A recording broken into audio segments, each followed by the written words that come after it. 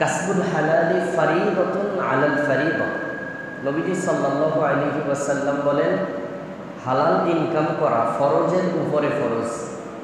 আমরা নামাজ পড়ি ফরজ, রোজা রাখি ফরজ, হজ করি ফরজ, যাকাত দেই ফরজ, এগুলি সব ফরজ। কিন্তু এর উপরের ফরজ হচ্ছে হালাল খানা। খানা যদি হালাল না খান তাহলে নামাজ পড়লে নামাজ কবুল হবে? খানা যদি হালাল না খাই তাহলে রোজা রাখলে রোজা কবুল হবে? খানা যদি হালাল না হয় হজ করলে হজ কবুল হবে? হালাল খানা যদি না হয়, টাকা যদি হালাল না হয়, হারাম টাকা দিয়ে যাকাত দিলে যাকাত কবুল হবে? হবে না। এই জন্য নবীজি সাল্লাল্লাহু আলাইহি ওয়াসাল্লাম বলেছেন, কাসবুল হালালি ফারিদাতুন বা'দাল ফারিদা। হালাল ইনকাম, হালাল খানা ফরজের উপরে ফরজ।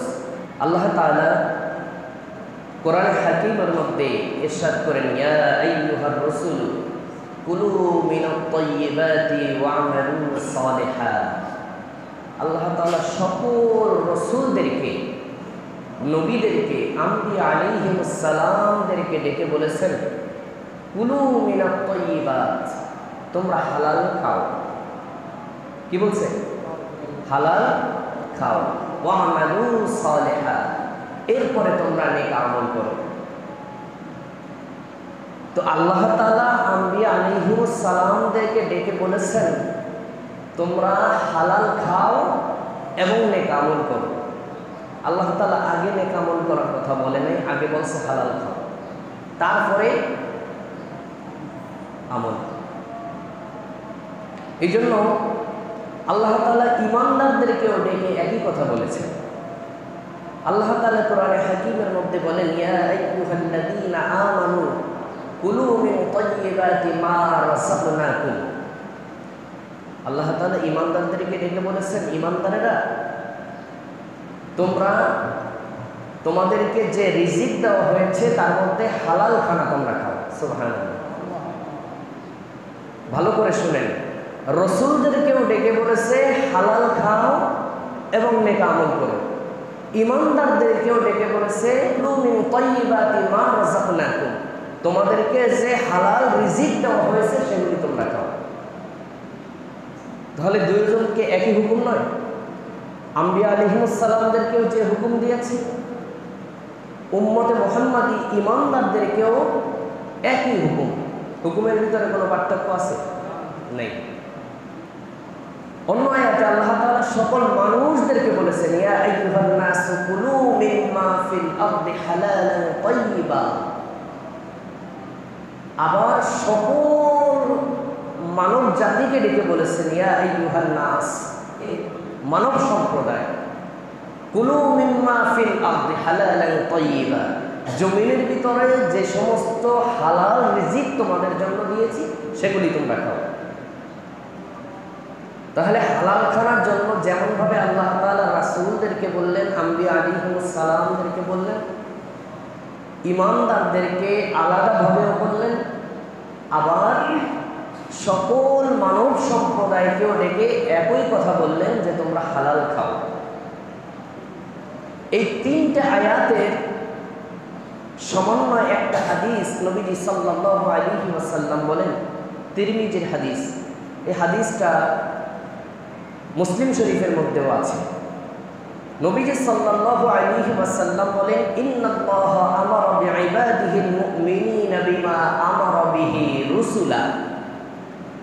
নবীজি বলেন, আল্লাহ সুবহানাহু ওয়া তাআলা এমন একটা আদেশ ঈমানদারদেরকে, মুমিনদেরকে দিয়েছেন যে একই আদেশ আম্বিয়া আলাইহিমুস সালামদেরকে দিয়েছেন। সুবহানাল্লাহ।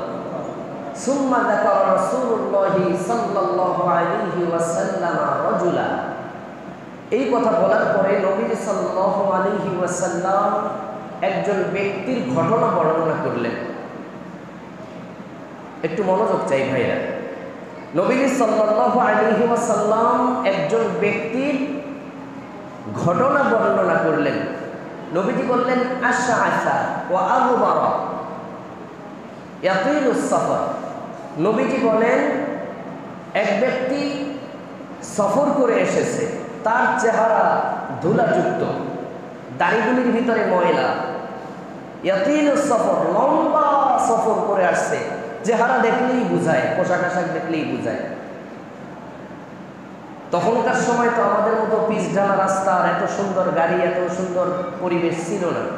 দূর থেকে যদি একজন মানুষ উঠে চড়ে বা ঘোড়ায় চড়ে অথবা মরুভূমির ভিতরে হেঁটে আসে, তার জামা কাপড় চেহারা ধুলাযুক্ত কি অবস্থা হয় বুঝতেই পারেন। নবীজি বলেন ইয়াতিলুস সফর, তার চেহারার মধ্যে লম্বা সফর করে এসছে এমনটা প্রমাণিত হয়। তিনি বাইতুল্লাহর চত্বরে দাঁড়িয়ে হাত তুলে এভাবে করে বলতেছেন ইয়া আল্লাহ ইয়া আল্লাহ, হাদিসের ভাষা বলতেছে। আল্লাহ তাআলার কাছে তিনি তার যাবতীয় চাহিদা আল্লাহর কাছে চাইতেছে।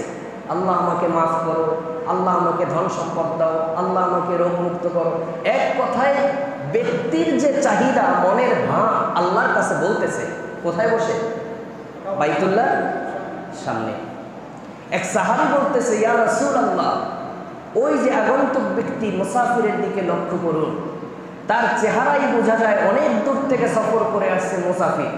এক তো মুসাফিরের দোয়া কবুল হয়, দ্বিতীয় সে বাইতুল্লাহ চত্বরে, যেখানে গেলে দোয়া কবুলই হয়।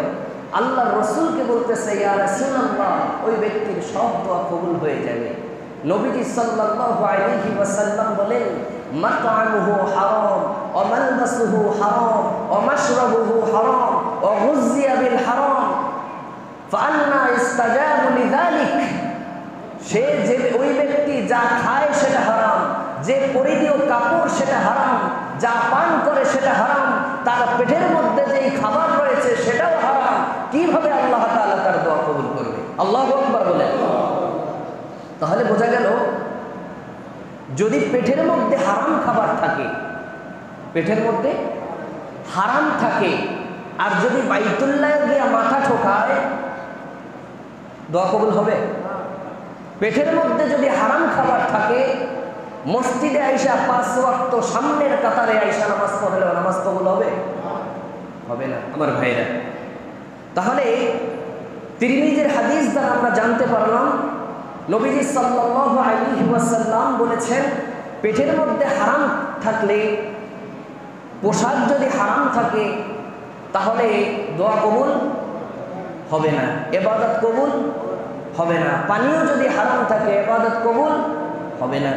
তিরমিজির অন্য একটা হাদিসে নবীজি সাল্লাল্লাহু আলাইহি ওয়াসাল্লাম বলেন ইন্নাল্লাহা তাইয়িবুন লা ইয়াকবালুল্লাহু ইল্লা তাইয়িবা। নবীজি বলেন আল্লাহ তাআলা পবিত্র, তিনি পবিত্র ব্যতীত কোনো কিছুই কবুল করেন না।